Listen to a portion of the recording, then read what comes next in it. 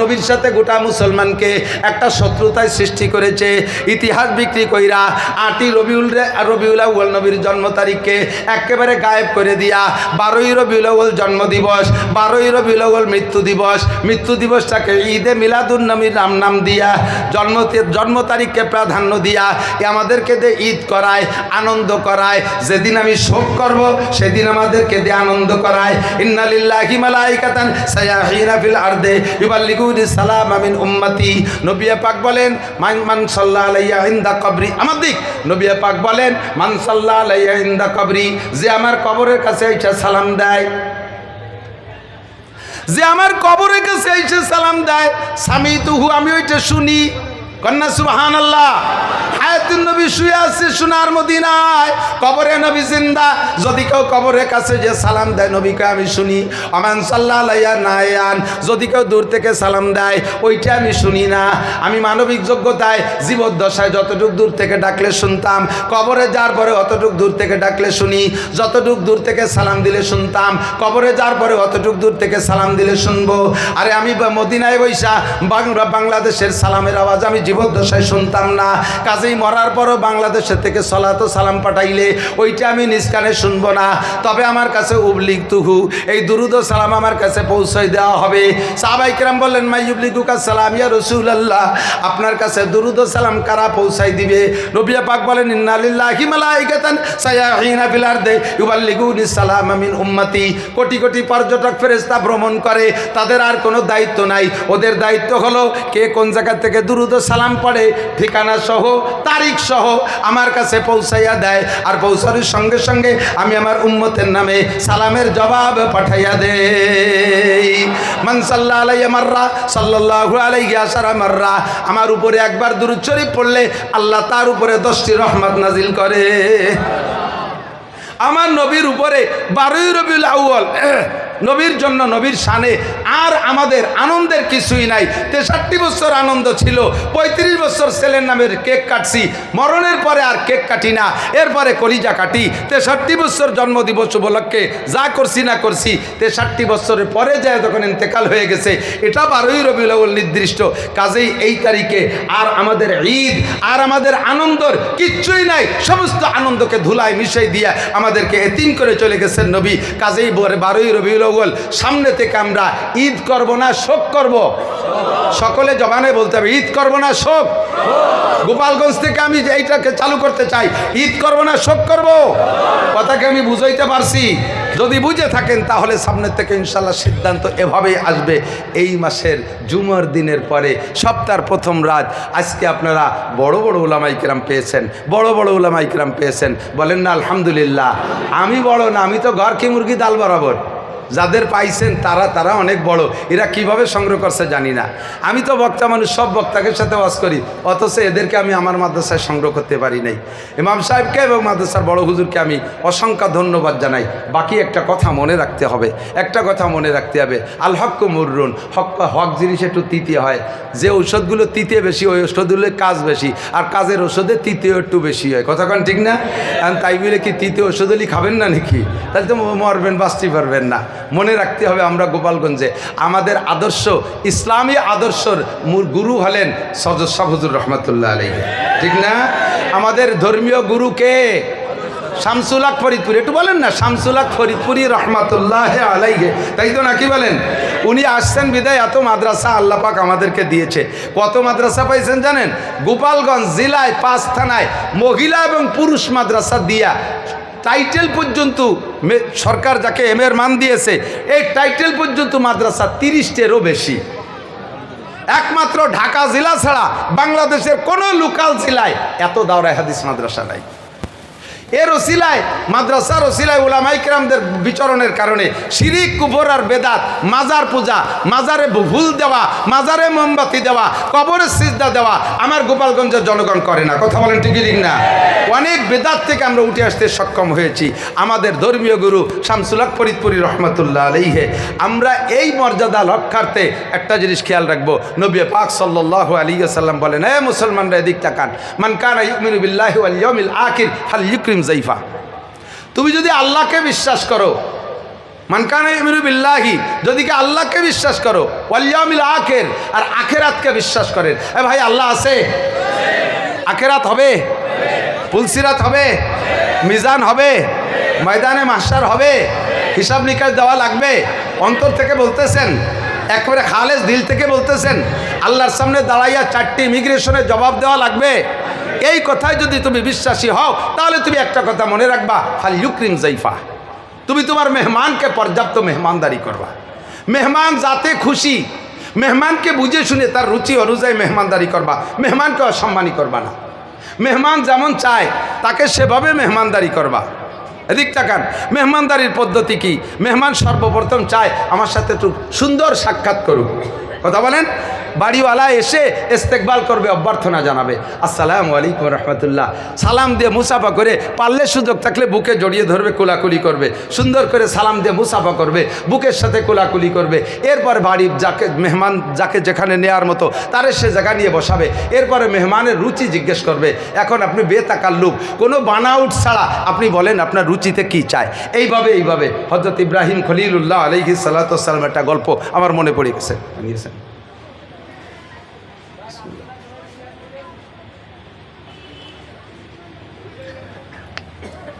নবীদের ভিতরে, রসুলদের ভিতরে বড় দামি রসুল ইব্রাহিম খলিলুল্লাহ আলাইহিস সালাম, ঠিক না? আন্তর্জাতিক খ্যাতিসম্পন্ন বিশ্ববিখ্যাত দামড়া মিস্টার নমরুদ, এর সাথে দীর্ঘদিন যুদ্ধ বিগ্রহ। আল্লাহ তাআলা ইব্রাহিম আলাইহিস সালাম রে এমনভাবে কষ্টি পাথরে যাচাই করে নবী রসুল হিসেবে গ্রহণ করেছেন যে 30টা পরীক্ষা করছেন ইব্রাহিম আলাইহিস সালামকে আল্লাহ তাআলা, আর 30টা পরীক্ষায় পাস। কোন সুবহানাল্লাহ। আল্লাহ নিজেই বলেন, ওয়াইদিব তালা ইব্রাহিম রাব্বুহু কালিমাতিন ফাতাম্মাহুন্না, আমি আমার ইব্রাহিম রে অনেক পরীক্ষা নিয়েছি, সমস্ত পরীক্ষায় সে পাস করেছে গোল্ডেন এ প্লাস। এই পাশের কারণে, ইব্রাহিম আলাইহিস সালামের এই যোগ্যতার কারণে ইব্রাহিম আলাইহিস সালামকে আল্লাহ তাআলা অন্য নবীদের চাইতে আলাদা একটা পদ দিয়ে দিয়েছেন, সেটা হলো খলিলুল্লাহ। বলেন কি? আরবিতে খলিল মানে বন্ধু। এদিক দোস্ত, বাংলায় আমরা দোস্ত বলি, বন্ধু বলি, বিভিন্ন ভাষা বলি। আরবিতে দোস্ত বন্ধু বোঝানোর জন্যে রফিক, সদিক, খলিল, হাবিব 4টে শব্দ। রফিক, সদিক, খলিল, হাবিব।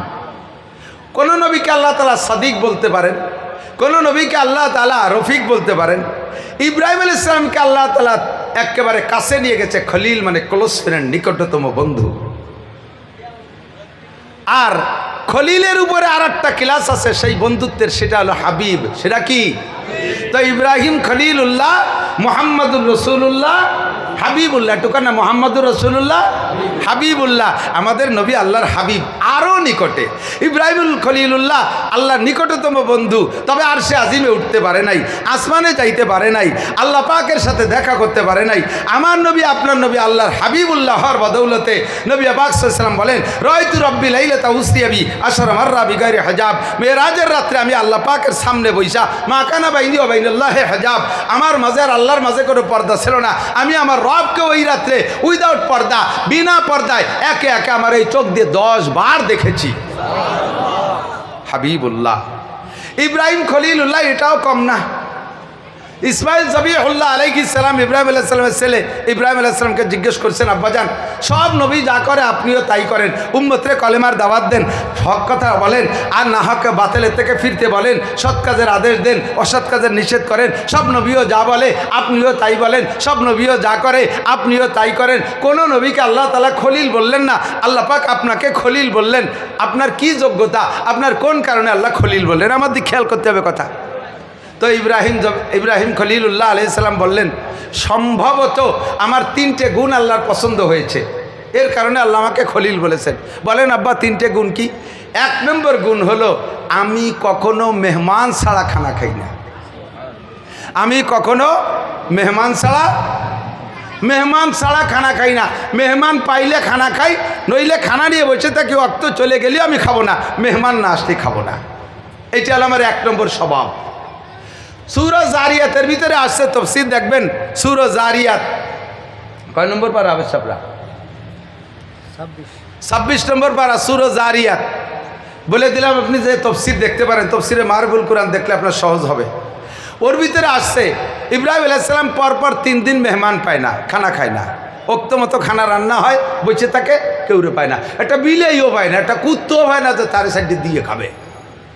অবশেষে ক্ষুধায় ক্লান্ত হয়ে গেছে। আর সে আজিমের মালিকের পক্ষ থেকে লেখা আছে আরও 2 দিন মেহমান বরাদ্দ নাই। এই 2 দিন ইব্রাহিম না খেয়ে থাকলে কষ্ট হবে। এই জন্য আল্লাহ তাআলা ইব্রাহিম আলাইহিস সালামকে খাওয়ানোর জন্য 8 জন ফেরেশতা পাঠাইছে, জিবরিল সহ। মানুষের রূপ ধারণ করে আইসা জিবরিল আলাইহিস সালামের সামনে এসে সালাম দিয়েছে, আসসালামু আলাইকুম নাহনু জুয়ুফুক, আমরা আপনার মেহমান, সালাম দিয়েছে। ইব্রাহিম আলাইহিস সালাম খুশিতে একেবারে আত্মহারা হয়ে গেছে। তাহলে আজকে খেতে পারবো, মেহমান আসছে, আমি মেহমান নিয়ে খানা খাবো, বড় খুশি। যেহেতু মানুষ মেহমান, মানুষের যে রুচি তাদেরও সেই রুচি। আর আরব দেশের স্বভাব হলো ভালো মেহমান, ভিআইপি মেহমান হলে তাদের জন্য ইন্তজাম হয় আস্ত দুম্বা, আস্ত ছাগল, আস্ত বাছুর জবাই করে ভুনা করিয়া আস্ত নিয়ে সামনে দিয়া, এটা তাদের একটা ঐতিহ্য। আমাদের দেশে যেমন বিরিয়ানি পোলাও ঐতিহ্য। তো ওই আস্ত গরু দেবে বিদায়, ছাগল নাই ঘরে, গোয়ালি যাইয়া দৌড়ে যে মুহূর্তের ভিতরে বাছুর একটা জবই দিয়ে শুইলে স্ত্রীকে দেশে তাড়াতাড়ি ভুনা করে দাও। মুহূর্তের ভিতরে, অল্পক্ষণের ভিতরে, নবী আলা মৌজেজা, অল্পক্ষণের ভিতরে ভুনা হয়ে গেছে, মেহমানদেরকে সামনে দিয়েছে, নিয়ে সামনে করে নিয়ে বসছেন। উনি তো ক্ষুধার্ত, উনার দিক দিয়ে উনি খায়, উনি খেয়ে যাচ্ছে, নিচে হয়ে উনি খেয়েই যাচ্ছে। কিন্তু মেহমানরা বাছুরির গায়ে হাত দেয় আর মুখে হাত দেয়, অথচ গোস্ত ছেড়ে না, খায় না। উনার যখন বাচ্চাদের আমাক যান বাঁচাও পরিমাণ অর্ধেকখানি খাওয়া হয়ে গেছে পেটের, এর মধ্যে ঘরের থেকে ওনার স্ত্রী সারা আলাইহা সালাতু ওয়াস সালাম বলতেছেন, ইয়া খলিলাল্লাহ ইন্নাকা তাকুলু ওয়া হুম লা ইয়াকুলুন, আল্লাহ তারা, আপনি দেখেন না আপনার মেহমানরা খাচ্ছে না, তাদেরকে রুচিসম্মত হলো কি না? হয়তো রুচিসম্মত হয় নাই বিদায় খাচ্ছে না, আপনি খেয়ে নিচ্ছেন, তারা খাইতেছে না, একটু খবর নেবেন না? চোখ তুলে দেখে যে সত্যি তাদের পাশে সে বাছুর ছেড়েই নেই। উনি এখন ভয়তে কম্পিত, তাহলে কি আপনাদের রুচিসম্মত মেহমানদারি, আমি নবী হয়ে আপনার মেহমানকে আমি রুচিসম্মত মেহমানদারি করতে পারলাম না, আমি আল্লাহর কাছে কি জবাব দেবো? উনি এভাবে কম্পিত। লিমা আল্লাহ তাকুলুন ফাল মা আল্লাহ তাস্তাহুন, এটা কি আপনাদের পছন্দ হয় নাই? কেন খাচ্ছেন না? জিবরিল আলাইহিস সালাম দল নেতা, উনি বলতেছেন, ইন্না লা নাকুলা ওয়ালা নাশরাবা, আমরা খাইও না, পানও করি না। খালি আজকে খাই না তা না, কোনো দিন খাই না, বিগত কোনো দিন খাই নাই, সামনে আল্লাহ বাসালি কোনো দিন খাবো না, আমরা কোনো সময় খাই না। তাহলে ফাহাল আনতুম, তোমরা কেমন মানুষ যে খাও না আর বেঁচে থাকো? তোমাদের পরিচয় কি? জিবরিল আলাইহিস সালাম জবাব দিলেন, নাহনু মালাইকাতুল্লাহ, জোরে কর না সুবহানাল্লাহ, আমরা ফেরেশতা, আমরা ফেরেশতা খাই না। তাহলে এই অভিনয়টা আপনারা কেন করলেন, আমি মেহমান ছাড়া খানা খাই না? তো জিবরিল আলাইহিস সালাম বললেন, আল্লাহ পাক আপনার এই গুণটাকে এত ভালোবেসেছেন, এত পছন্দ করেছেন যে আপনি মেহমান ছাড়া খান না, অথচ কলমে লেখা আছে আরও 2 দিন মেহমান পাবেন না। তাহলে সে 2 দিনও না খেয়ে থাকলে কষ্ট হবে। আপনাকে খানা খাওয়ানোর জন্য আল্লাহ পাক আপনার এই গুণটাকে পছন্দ করে আমাদেরকে মেহমান হিসেবে পাঠিয়ে দিয়েছে। ইব্রাহিম আলাইহিস সালামের ইন্তেকালের আগে উনাকে বলছেন জিবরিল আলাইহিস সালাম, ইয়া খলিল আল্লাহ আতামুতাম তাহিয়া, ইব্রাহিম আপনি কি আরও অনেক দিন বেঁচে থাকতে চান নাকি মরার জন্য প্রস্তুত আছেন? ইব্রাহিম আলাইহিস সালাম জবাব দিলেন, এনি টাইম, এভরিডে, কোনো সকাল সন্ধ্যা নাই, আমি মালিকের সাথে সাক্ষাৎ, দোস্তের সাথে মরণ ছাড়া সাক্ষাৎ হবে না, কাজে আমি মরার জন্য প্রস্তুত আছি। তবে আমার একটা দাবি, সেটা হলো আমি যতদিন বেঁচে ছিলাম অতদিন মেহমান ছাড়া খাই নেই। আমি মরার পরও কিয়ামত পর্যন্ত মানুষ আমার মেহমান হবে, এমন একটা ট্রাস্ট, এমন একটা মেহমানখানা আমি খুলে রেখে যেতে চাই, এমন একটা মেহমানখানা খুলে রেখে যেতে চাই যেখান থেকে কিয়ামত পর্যন্ত মানুষ মেহমানদারি নেবে আর আমি তার সোয়াব পাবো। এমন একটা পদ্ধতি জিবরাইল আমারে যদি শিখাই দিতে, আমি ট্রাস্টটা খুলে রেখে যেতে পারলে আমি মরণের ভিতরে তৃপ্তি পাইতাম।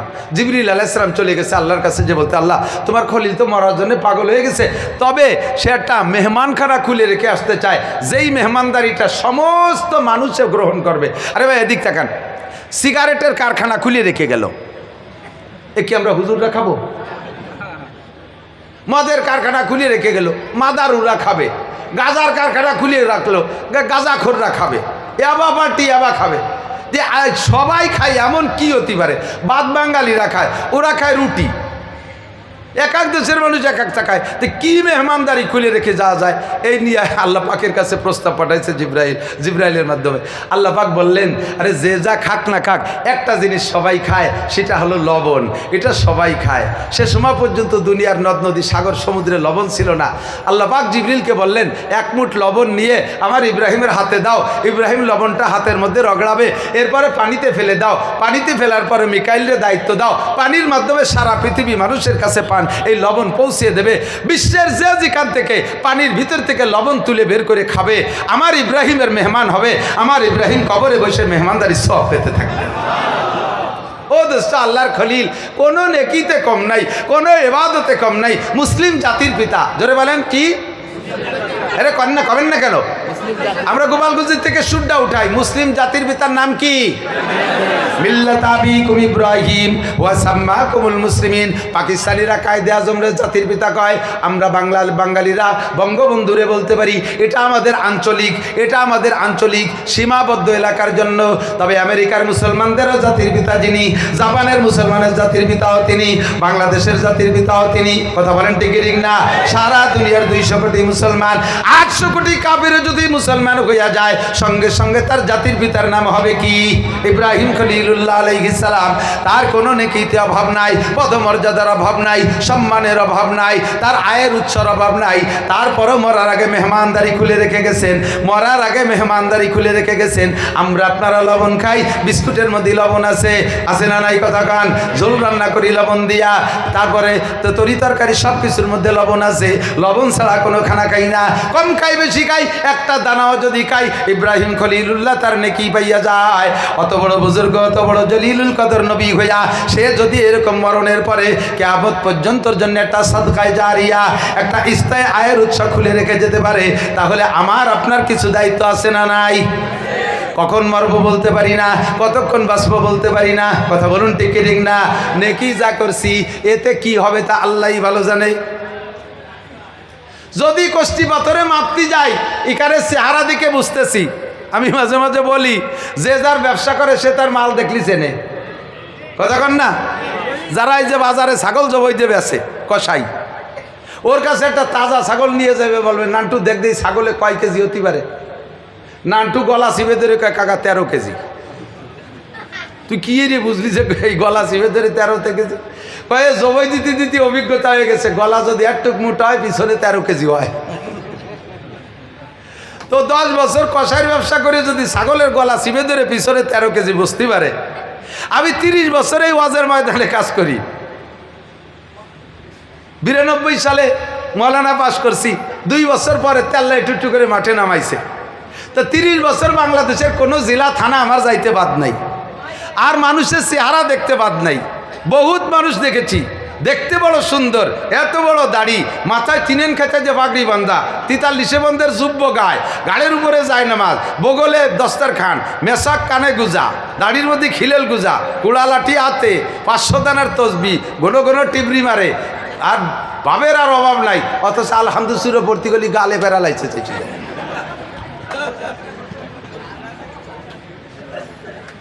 বহুত বড় আলেম কিন্তু লেখাপড়া জানে না।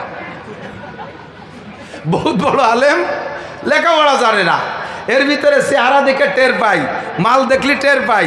কারে জিজ্ঞেস করলে দোয়া কুরুতি ফেল করবেন, কারে জিজ্ঞেস করলে একামত শুদ্ধ দিতে পারবেন না, কাকে জিজ্ঞেস করলে সূরা ফাতিহা পড়তে পারবেন না, কি আত্মায়াত শুদ্ধ পড়তে পারবেন না। আমি যাকে টার্গেট করবো ইনশাল্লাহ সে ফেল করবেন, এই অভিজ্ঞতা হয়ে গেছে। তো এই যে ডুপ্লিকেট ইবাদত, আমার সুরও ভালো না, দোয়া কুরুত ভালো না, আমার নামাজ কালাম সুন্দর না, এই নামাজ দিয়ে জান্নাতে যাব, এর আশা খুব কমই করা যায়, এর আশা খুব কমই করা যায়। ও দোস্ত, কাজেই আমাকে মরণকাল পর্যন্ত, কিয়ামত পর্যন্ত আমাকে কবরের জিন্দেগিতে থাকতে হবে। অনাদি অনন্তকালের সুখের জীবন জান্নাত আমাকে উপভোগ করতে হবে। সের জন্য আমাকে একটা স্থায়ী আয়ের উৎস খুলে রেখে যাওয়া দরকার। কথা বলেন ঠিক ঠিক না? একটা স্থায়ী আয়ের উৎস খুলে রেখে যাওয়া দরকার। আরে ভাই এদিক তাকান, আপনি নামাজ পড়তেছেন, আপনার নামাজ কবুল হচ্ছে না, কারণ আপনার নামাজই হচ্ছে। ভালো করে মনে রাখেন, যাদের কিরাত গলত, যাদের কিরাত গলত, খুদার কসম তার নামাজ বিগত হয় নাই, এক ওয়াক্ত হয় নাই। না পড়ার কারণে যেমন এক ওয়াক্তের কারণে 230 কোটি 40 লক্ষ বছর জাহান্নাম, যারা ভুল কিরাতে নামাজ পড়ছেন তাদেরও 200 কোটি 30 লক্ষ 40 হাজার বছর জাহান্নাম। তাহলে ভুড়ি কি এলো? তাহলে তো আর ভরবো না সামনে, না বললে আমার কী হয়েছে, না বললে আল্লাহর কী হয়েছে, তুমি না বললে না পড়ি বলো, দোলাই যেদিন খাবা সেই দিন বুঝবা। তা এখন কি করা যায় তাই করতে হবে, ছাড়িয়ে দিয়ে তো উপায় নাই, ছাড়িয়ে দিয়ে উপায় নাই, করতে হবে কি কিরাত্রে শুদ্ধ করতে হবে, কথা কন কিরাত্রে শুদ্ধ করতে হবে। আর শুদ্ধ করার মেহনতের ভিতর দিয়ে নামাজটা জামাতে পড়তে হবে। আমরা হানাফি মাযহাবের কি বলা হয় উম্মত জনগণ, আমাদের মাযহাবের মাসালা হলো মান কানা লাহু ফি সলাতি ইমামুন ফাকিরাতুল ইমামি লাহু কিরাতুন, যার নামাজে ইমাম আছে ইমামের কিরাতি কিরাত, আপনার কিরাত শুরু হতেও পড়া লাগবে না। কাজে আমরা এদিক দিয়ে বেঁচে যাচ্ছি, ফরজ ইবাদতটা তো দায়মুক্ত হয়ে যাচ্ছি, বাস এদিকে চেষ্টা করি আর কিরাতকে শুদ্ধ করার চেষ্টা করি। তারপরও আমার নামাজে অনেক গাপলা থেকে যেতে পারে, অশুদ্ধ হচ্ছে বা নামাজের ভিতরে ইখলাস নাই, খুশু নাই, বুঝতে হবে কথা খালি বাতাসে উড়িয়ে যেতে দেবেন না, কথা খেয়াল করবেন। আমার নামাজ যত সুন্দর পড়ি মালিকের যদি পছন্দ না হয় ওই নামাজের বিনিময় আশা করা যায় না। কিন্তু আপনি নামাজ না পড়িও লক্ষ লক্ষ কবুল নামাজের নেকি পাবেন। এমন একটা ট্রাস্ট শিখাই দেই, বাড়ির কাছে মসজিদ আছে, ওই জায়গায় একটা জায়নামাজ পরিমাণ কাজ আপনি করে দেন, একটা জায়নামাজ পরিমাণ কাজ আপনি করে দেন। ওই জায়নামাজে আপনি নামাজ পড়ছেন, আপনার নামাজ হয় নাই, আপনি তো শুদ্ধ পড়তে পারেন না, ওই জায়নামাজে আর একজনও অশুদ্ধ নামাজ পড়ছে, তবুও আপনি একটা জায়নামাজ পরিমাণ জায়গা মসজিদের মধ্যে টাইলস দিয়ে ইট দিয়ে সব কিছু মিলে একটা জায়নামাজ পরিমাণ কাজ করে দিয়েছেন। কিয়ামত পর্যন্ত ওর উপরে যত মানুষ নামাজ পড়বে আল্লাহর কসম সম পরিমাণ নামাজ আপনার আমলনামায় জমা হবে। এদিক তাকান, হযরত পোকা খেয়েছে কোন নবীকে? আইয়ুব আলাইহিস সালাম। কোন নবী? আইয়ুব আলাইহিস সালাম। আইয়ুব আলাইহিস সালাতু ওয়াস সালাম, লম্বা কিস্সা বলবো না। মাগরিবের সময় উনি বসে আছে ঝুপড়ির ভিতরে, শহরের ডাস্টবিন যেটা, সেই জায়গা পচা জায়গা, নোংরা জায়গাটা সাবলা করে ওনার স্ত্রী রহিমা ওনাকে ওখানে রাইখা গ্রামে যায় কামাই করতে, ইনকাম করতে, খাদ্য সংগ্রহ করতে। তো আইয়ুব আলাইহিস সালামরে ওই পচা ঝুপড়ির মধ্যে ফেলাই রেখে, আইয়ুব আলাইহিস সালাম কেমন ছিলেন? এরকম একটা মানুষ শোয়া, যখন দূর থেকে যে দেখবেন মনে হবে যেন সম্পূর্ণ পুকা, ওর ভিতরে কেউ আছে বলে মনে হয় না, পুকার একটা স্তূপ, অত তলে মানুষটা রইছে, পুকায় জর্জরিত করে ফেলাইছে, কেউ চোখ দিয়ে দেখে না, গিন্নাতে একবার দেখলে সে 1 মাস খাবার খাইতে পারে না। রহিমা আলাইহিস সালাম রাইখা উনি গেছে গ্রামে খানা আনতে, কাজের বিনিময়ে খাদ্য সংগ্রহ করে। এই রহিমা আলাইহিস সালাম খানা নিয়ে আসতে আজকে একটু রাত হয়ে গেছে, সময় হয়ে গেছে 18 বছর। কয় বছর? 18 বছর চলে গেছে। 18তম বছর মাগরিবের সময় জিবরিল আলাইহিস সালাম সন্ধ্যাকালে আইসা আইয়ুব আলাইহিস সালামকে সালাম দিয়েছে, আসসালামু আলাইকুম ইয়া নবী আল্লাহ আইয়ুব কাইফা হালুক, হে আল্লাহর নবী আইয়ুব কেমন আছেন?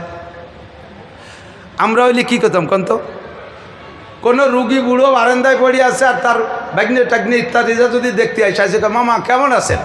তোমার চোখ কানা হয়ে গেছে, কিরম আছে দেখো না, আল্লাহ তো পাইছে আমারে, চিল্লেতে আইছে বললাম না, ট্যাং কান কোড়া হয়ে গেছে। আইয়ুব আলাইহিস সালাম সালামের উত্তর না দিয়ে মুখ বন্ধ করে বসে রয়েছে, শুয়ে রয়েছে। কিছুক্ষণ পরে সালামের উত্তর দিয়ে কে, ওয়ালাইকুম সালাম আলহামদুলিল্লাহ, কন্যা সুবহানাল্লাহ। পুকায় বিড়বিড় করে খাচ্ছে, তার ভিতরে সালামের উত্তর দিয়ে শুকর আদায় করে কয় আলহামদুলিল্লাহ। আল্লাহু আকবার। জিবরিল আলাইহিস সালাম সালাম দিয়েছে যে টাইমে, সাথে সাথে আইয়ুব উত্তর না দিয়া কিছুক্ষণ দেরি করে দেওয়ার পরে আইয়ুব আলাইহিস সালাম জিবরাইলকে বলছে, ভাই জিবরাইল তুমি কি রাগ করেছো আমি সালামের উত্তর দেরিতে দেয়াতে? জিবরিল আলাইহিস সালাম পরিষ্কারবাদী, উনি বললেন আমার একটু খারাপ লাগছে, আপনি নবী হয়ে যদি সালামের উত্তর দেরিতে দেন উম্মত তো উত্তরই দেবে না, কেন দেরিতে দিলেন? আইয়ুব আলাইহিস সালাম বললেন, ভাই তুমি যখন সালাম দিয়েছো তখন আমার মুখের ভিতরের থেকে আল্লাহর 2টা মেহমান মাংস কেটে কেটে খাচ্ছিল, জিব্বে খায় না তারা, মুখের ভিতরে সাইডের মাংস খাচ্ছিল। আমি যদি ওই সময় সালামের উত্তর দেই, জিব্বেই নাড়া লাগে আর ওই মেহমান 2টা ডিস্টার্ব হয়, তারা অতিরিক্ত থেকে যায়, কিয়ামতের ময়দানে যে যদি তারা আল্লাহর কাছে অভিযোগ করে, আল্লাহ লক্ষ লক্ষ পোকায় তোমার আইবের গাছ থেকে খাইলো, কোনোদিন তাদেরকে ঠেকাইলো না, আমাদেরকে ক্ষুধার্ত অবস্থায় তুমি পাঠাইলা, আমাদের মেহমানদারি ছিল আইবের মুখের ভিতরের মাংস খাইতে গেছে, আর আইব জিব্বে নাড়া দিয়ে ডিস্টার্ব করেছে, তৃপ্তি সহকারে খাইতে দেয় নাই, এই পোকা দুটো যদি অভিযোগ করে আমি আল্লাহরে কি জবাব দেব? ও ভাই, ওই পোকা দুটো খাইয়ে যখন তৃপ্তি সহকারে থেমে গেছে, তারপরে আমি উত্তর দিছি, এই জন্য একটু দেরি হয়ে গেছে। পারবেন? সুখের সময় আলহামদুলিল্লাহ, দুঃখের সময় আলহামদুলিল্লাহ, এর নামই হলো ঈমান। তাই দেরি হয়ে গেছে। তবে কেমন আছেন? আলহামদুলিল্লাহ। এই পোকায় খাইয়ে ফেললো সারা গা, এরপরে আপনি ভালো আছেন কন কি কইরা? কয় যে আমার মালিক আমারে এই হালাতের উপরে ঈমানটা ঠিক রাখছে, এত কষ্টের উপরে আমি অভিযোগ করি না, এজন্য আমি আমার স্বাভাবিক অবস্থানের পর ঠিক থাকতে পাই, আমি শুকর আদায় করি আলহামদুলিল্লাহ। আল্লাহ পাক কয়, জিবরাইল আইয়ুব কি জবাব দেছে? কয়, আল্লাহ মানুষ যে এইরকম মুহূর্তে এমন জবাব দিতে পারে আমার জানাই ছিল না, এ কি আজীব, তুমি আর কতকাল তোমার এই ফকিরে কষ্ট দেবা? আল্লাহ কয়, আর হবে না, আমার আইয়ুব পরীক্ষায় পাস, এখনই তার রেজাল্ট দিয়ে দাও। কি দেব? কয়, 1 নম্বরে তার শরীরটা ভালো করে দাও। সিস্টেম কি? জিবরিল আলাইহিস সালামকে আল্লাহ শিখিয়ে দিয়েছেন, সেই শিক্ষা অনুযায়ী আইয়ুব আলাইহিস সালামকে বলছেন, ভাই আইয়ুব,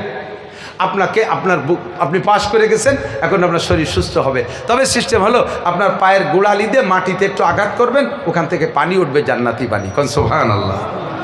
আইয়ুব আলাইহিস সালাম এই 18 বছরের ভিতরে পোকায় খেয়ে ফেলাইছে, কোনোদিন কান্দে নাই, দুঃখে কান্দে নাই, কষ্টে কান্দে নাই। আজকে যখন পা গোড়ালি মাটিতে রাখতে বলছে, এন কান্দে দিছে। কি ভাই কষ্ট পেলেন, কাঁদছেন কেন? কয়, ভাই আমি কোনো ব্যথাই কাঁদি না, আমার একটাই কষ্ট লাগছে, সেটা হলো আমি যে পায়ের গোড়ালিতে মাটিতে আঘাত করব, আমার পায়ে তো গোড়ালিই নাই, হাড্ডি হয়ে গেছে, গোড়ালি না, আমি কি দিয়ে আঘাত করবো? আল্লাযীনা জাহাদু ফীনা লানাহদিয়ান্নাহুম সুবুলানা ওয়া ইন্নাল্লাহা লামাআল মুহসিনিন। আপনাকে একটু চেষ্টা করতেই হবে, আপনার চেষ্টা যেখানে শেষ হবে আল্লাহর রহমত সেখান থেকে শুরু হবে। আমি ইচ্ছা করলে বালতি ভরে পানি আই না, জান্নাতি পানি আই না, আপনারে গোসল করাইতে পারি, মালিকের ইশারা, এই চেষ্টাটুকু আপনাকে করতে হবে। নরম জায়গায় একটু পা রাখেন, যতটুক নিচু হয় হবে। পায়ের গোড়ালির হাড্ডি দিয়ে মাটিতে একটু আঘাত করেছে, মাটিটা একটু নিচু হয়েছে, আর অঝরে পানি শুরু হয়ে গেছে, পানির ঝর্ণা দ্বারা চালু হয়ে গেছে। জিবরিল আলাইহিস সালাম কাদা দিয়ে হাউস বাড়াইয়া পানি আটকাই ফেলাইয়া আইয়ুব আলাইহিস সালামকে বললেন, একটু পানি পান করেন। কোষ করে একটু পানি পান করলেন, সারা গায়ের সমস্ত পোকা নাশে ঝরে পড়ে গেল। বাকি পানি দিয়ে গোসল করেন, সিটাই সিটাই গোসল করেছে। 1 সেকেন্ডের ভিতরে মালিক কোনো কিছু করার ইচ্ছা করলে কোনো মেডিসিন লাগে না, অপারেশন লাগে না, ডাক্তার লাগে না, হাসপাতাল লাগে না, আল্লাহু আকবার, বিনা চিকিৎসায় তারে সুস্থ করে দিতে পারে। পানি গায়ে ছিটানোর সঙ্গে সঙ্গে আইয়ুব আলাইহিস সালামের গায়ের রং আগের চাইতে দ্বিগুণ উজ্জ্বল, আর কোত্থেকে মাংস আইসা পুরোটা শরীর সুন্দর হয়ে গেছে। 1 সেকেন্ডের মধ্যে সব কমপ্লিট। এরপরে জিবরিল আলাইহিস সালাম একটা ব্রিফকেস খুলিয়া 5টা পুরস্কার, ব্রিফকেস খুলিয়া 1 নম্বরে পুরস্কার পায়জামা। বলেন আলহামদুলিল্লাহ। আমাকে ইলোরা টেইলার সাথে বানাই নিয়েছে না, গোপালগঞ্জের দর্জিকে কাছতে জান্নাত থেকে বানাই নিয়েছে। কন্যা সুবহানাল্লাহ। সবর যদি তুমি এরম দিতে পারো, ধৈর্য যদি এরম দিতে পারো, তাহলে আল্লাহ পাক তোমারে হাতে হাতে পুরস্কার দিতে পারে। পারে কি পারে না? এ গোপাইলেরা, ধৈর্য ধারণ করো সঠিকভাবে, তাহলে পুরস্কার পাইবা। অধৈর্য হবা, ফেল করবা, কিচ্ছু পাবা না। 1 নম্বরে পায়জামা, 2 নম্বরে জান্নাতি জামা, বলেন সুবহানাল্লাহ। 3 নম্বরে জান্নাতি টুপি, বলেন সুবহানাল্লাহ। 4 নম্বরে জান্নাতি পাগড়ি। 4টে পোশাক একজন মানুষের জন্য, মুসলমান পুরুষের জন্য 4টে পোশাকই কমপ্লিট পোশাক।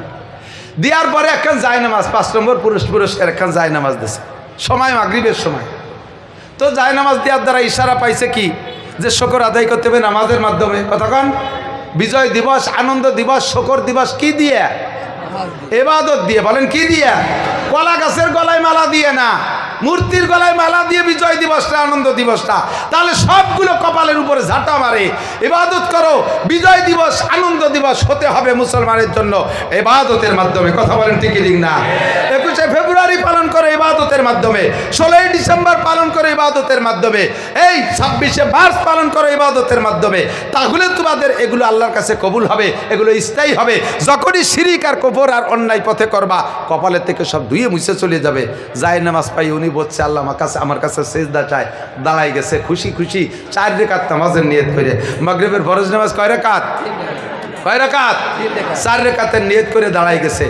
4 রাকাত পড়তে যাইয়া তহবি শরীফের মধ্যে আসছে হুজুর হাদিস, 4 রাকাত পড়তে যাইয়া খুশিতে কানতে 3 রাকাত পড়ে সালাম ফিরিয়ে দিছে। 3 রাকাত পড়ে সালাম ফিরিয়ে দিছে। জিবরিল আলাইহিস সালাম পাশে থেকে লুকমা দেশে না হয় তালি আরবা সাল্লাম তাআলা সালেসে রাখা, আপনি 4 রাকাতের নিয়ত করলেন, তো 3 রাকাত পড়ে সালাম ফিরালেন কে? ওনার তো মনে না, উনি কান্তি খুশিতে সালাম ফিরে দেন।